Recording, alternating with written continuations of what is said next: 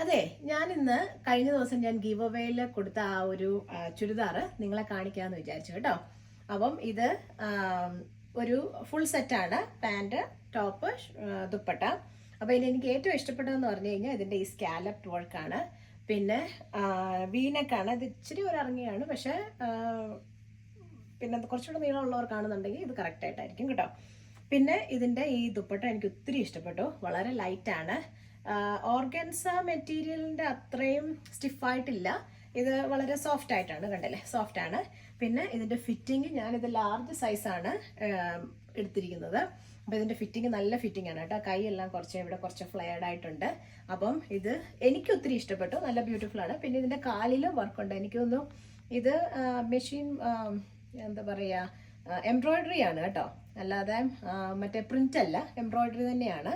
അപ്പം ഇത് നല്ല ഒരു പ്രോഡക്റ്റ് ആണ്.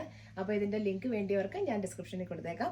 അപ്പോൾ ഇനിയും അടുത്ത ഗിവ് അവേയിൽ ഞാൻ ഇതുപോലെ നല്ല നല്ല പ്രോഡക്ട്സ് നിങ്ങളുടെ മുമ്പിൽ കൊണ്ടുവരുന്നതാണ്. അപ്പോൾ സബ്സ്ക്രൈബ് ചെയ്യുക. വീണ്ടും അടുത്ത വീഡിയോയിൽ കാണുമ്പോഴേക്കും സീ യു ലേറ്റർ.